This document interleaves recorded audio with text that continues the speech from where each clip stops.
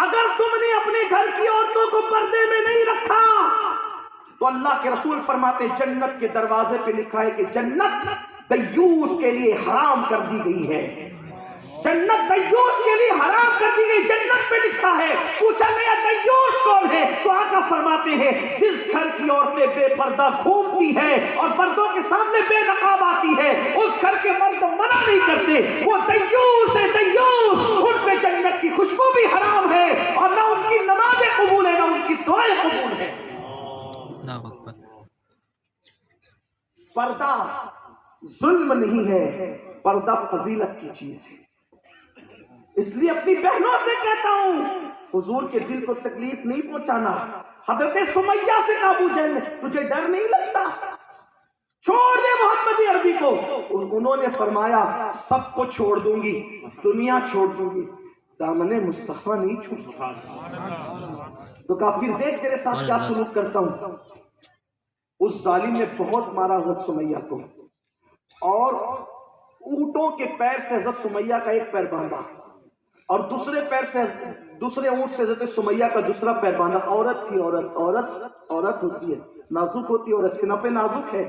اس بدبخت نے ایک اونٹ کے پیر سے ایک پیر دوسرے اونٹ کے پیر سے اور دونوں اونٹوں کو مخالف سمت میں دوڑا دیا. اور جب اونٹ مخالف سمت میں دوڑے تو دونوں پیروں کے درمیان نشانہ کر کے تیر چلا دیا. اور آپ کے سطر پہ جب تیر لگا اور آپ کا جسم دو حصوں میں تقسیم ہو گیا، وہ چیختی رہی، حضور کے نام کا نعرہ لگاتی رہی، لیکن تب بھی انہوں نے اسلام کا دامن نہیں چھوڑا. یہ ظلم کیا گیا. اس ظلم کو دیکھ کر سیدنا صدیق اکبر نے کہا تھا یا رسول اللہ اب ہمیں مکہ چھوڑ دینا چاہیے، ہمیں مکے سے چلے جانا چاہیے، بہت ظلم ہو گیا ہے، مکے میں ہمیں نہیں رہنا چاہیے. بس بات اختتام کو پہنچتی.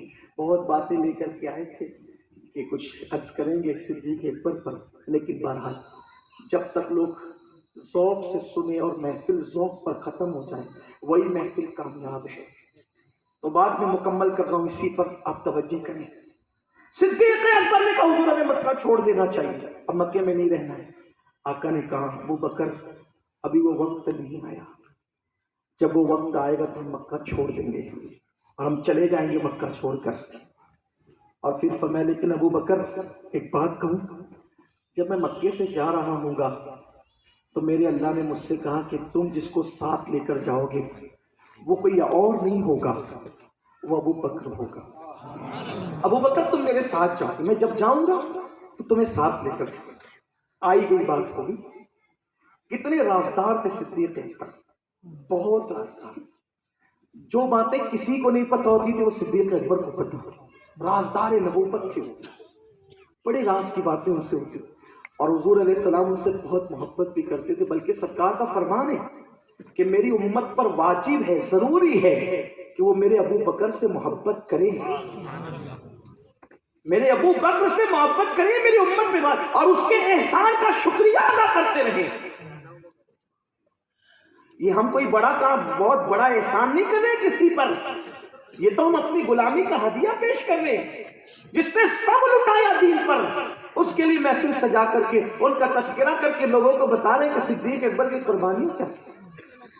لیکن ایک المیہ سنیو یہ بھی اپنے یہاں ہے کہ ہم غوث پاک کی فاتحہ تو دلاتے ہیں 11ویں پر، لیکن 22 جمادی الآخر آ کر چلی جاتی، ہمارے گھروں میں صدیق اکبر کا فاتحہ نہیں ہوتا. بہت معافی چاہتا ہوں اس پر. غوث پاک کا فاتحہ دلاتے رہو، منع نہیں کرتا، بالکل دلاؤ. اللہ کا شکر ہے میرے گھر میں تو ہر مہینہ ہوتا ہے غوث پاک کی 11ویں. لیکن آپ سے یہ ضرور کہوں گا کہ غوث پاک، غریب نواز، محبوب الہی، مخدوم سنہ، اعلیٰ حضرت مفتی اعظم، محدث اعظم، کوئی بزرگ ہوں، سب سے زیادہ ہمارے خراج کا اگر کوئی حقدار ہے تو وہ نبی کے اصحاب اور نبی کے اہل بیت اطہار ہیں. کیونکہ جب کوئی نہیں تھا تب انہوں نے دین کا پرچم اٹھایا.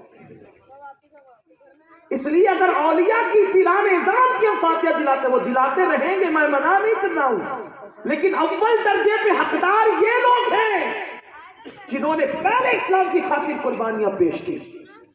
ہماری مسجدوں میں بھی کئی دن چلے جاتے پتہ ہی نہیں چلتا. ہمیں یہ مہم شروع کرنا ہوگی، ہمیں اس کا آغاز کرنا ہوگا. جو لوگ کر رہے ہیں وہ قابل تعریف ہے، میں انہیں سلام کرتا ہوں. انہیں میں سے ہمارے مفتی صاحب قبلہ بھی ہیں. یہ جشن ہو